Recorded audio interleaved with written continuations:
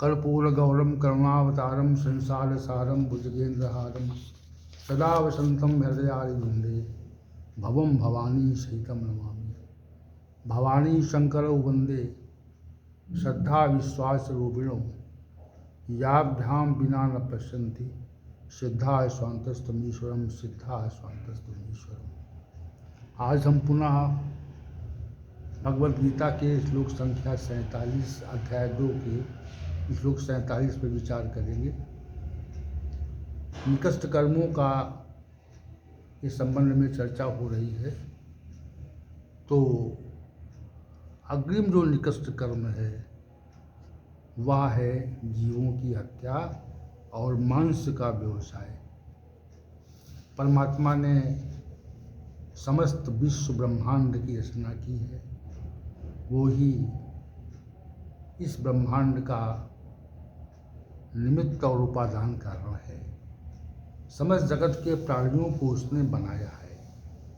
हम सभी मनुष्यों का भी निर्माण परमात्मा के द्वारा किया गया है।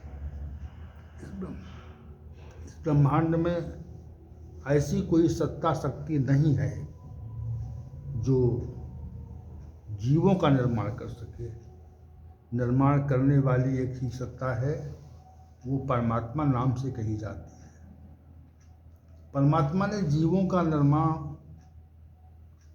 किया है तथा समस्त जीवों में साधारणता इसी कारण है।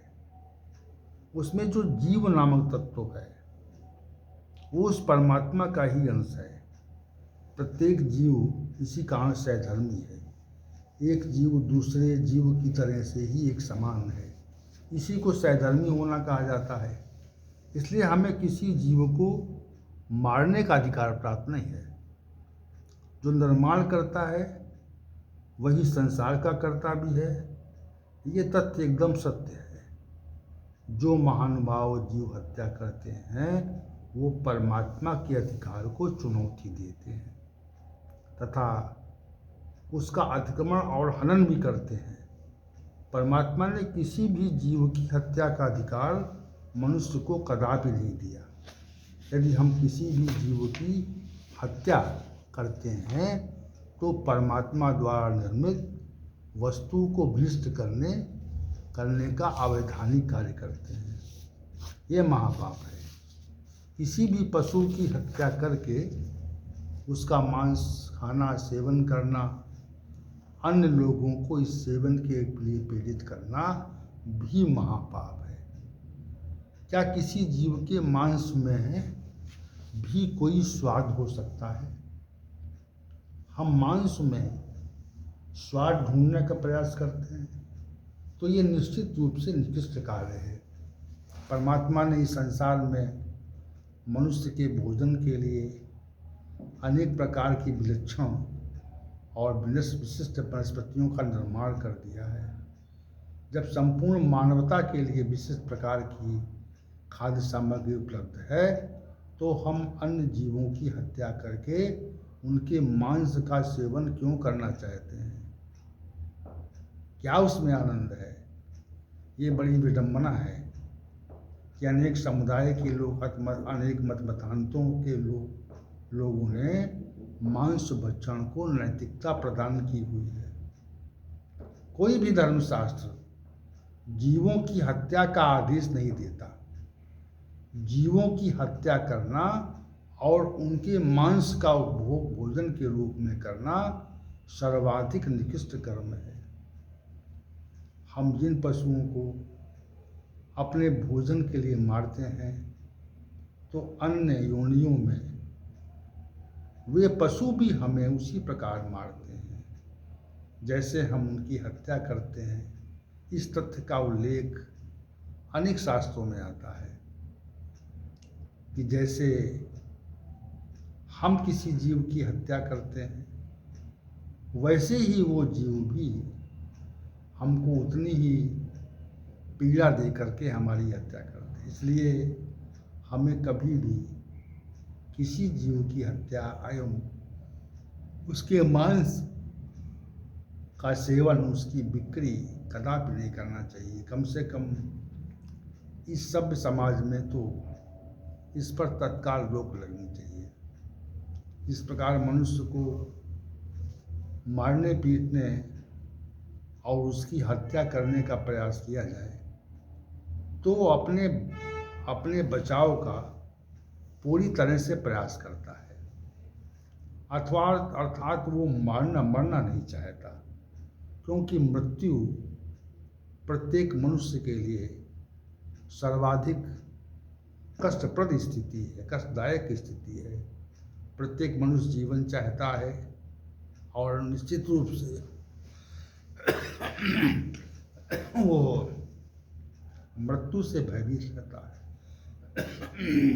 इसी प्रकार हम जब किसी की पशु की हत्या करने का प्रयास करते हैं तो वो भी जीना चाहता है, मृत्यु नहीं चाहता, और अपनी शक्ति सामर्थ्य भर मृत्यु से बचना चाहता है, प्रयास भी करता है। आपने किसी सूअर को भागते हुए देखा होगा, जब उसका पालक यानी पालने वाला उसे पकड़ने का प्रयास करता है तो ये तथ्य वो जान जाता है कि हमें मारने के लिए पकड़ा जा रहा है। ऐसी स्थिति में वह अपने प्राणों की रक्षा के लिए पूरा प्रयास करता है। परमात्मा ने सूअर को भी ऐसी सज्ञानता प्रदान की है कि वो अपने प्राणों पर आए हुए संकट को पहचान लेता है और पूरी शक्ति से अपने को बचाए रखने का प्रयास करता है। इसी तथ्य को अन्य जीवों के संदर्भ में भी देखा जाना चाहिए। हम जब किसी जीव की हत्या करने का प्रयास करते हैं तो वो कतई नहीं मरना चाहता तथा अपने प्राणों की रक्षा के लिए पूरा प्रयत्न करता। इससे स्पष्ट होता है कि जिस प्रकार हमारे प्राण हमको प्रिय हैं, वैसे ही अन्य जीवों को भी अपने प्राण प्रिय हैं।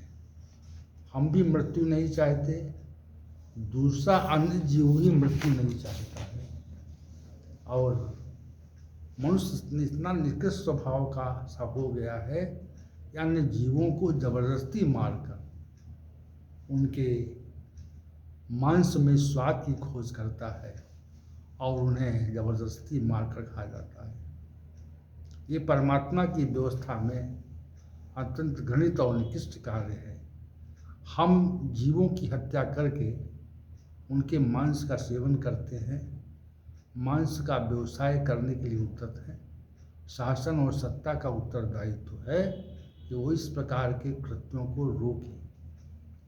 जो शासन और सत्ता अपने अधीन इस प्रकार जीवों की हत्या और मांस का व्यवसाय करवाती है, वो भी इसके लिए उत्तरदायित्व है।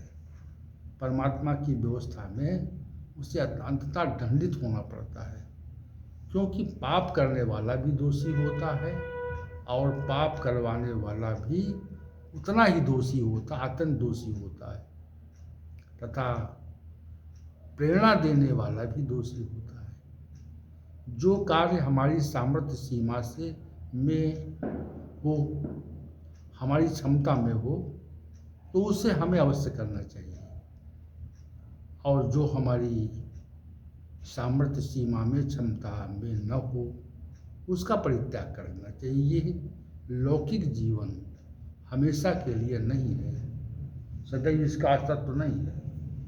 हमें परमात्मा की व्यवस्था में अंततः इस लोक से परमात्मा के लोक में पहुंचना है।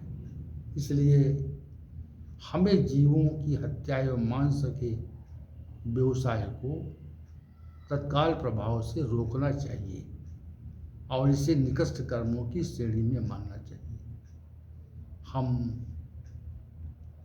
बहुत विचार करें कि जीवों की हत्या वास्तविक रूप से बहुत ही निकृष्ट श्रेणी का कार्य है। इस पर किसी भी प्रकार, चाहे वो भयबस, चाहे वो किसी भी प्रकार, रोक लगनी चाहिए, और रोक लगने के साथ जो लोग इसका संपादन करते हैं उनको दंडित किया जाना चाहिए। मनुष्य में, समाज में भय उत्पन्न हो जाए कि अगर हमने जीव हत्या का प्रयास किया तो हमको शासन के द्वारा दंडित किया जाएगा। जब ऐसा भाव मन में आ जाएगा तो निश्चित रूप से जीव हत्या रुकेगी। तो आज के सत्र को समाप्त करते हैं। ओम शानावधुशानव भुनक्तु साफल्यम कर्वावहै तेजस्विनावधीतमस्तु मां विद्विषावहै। ओम शांति शांति शांति।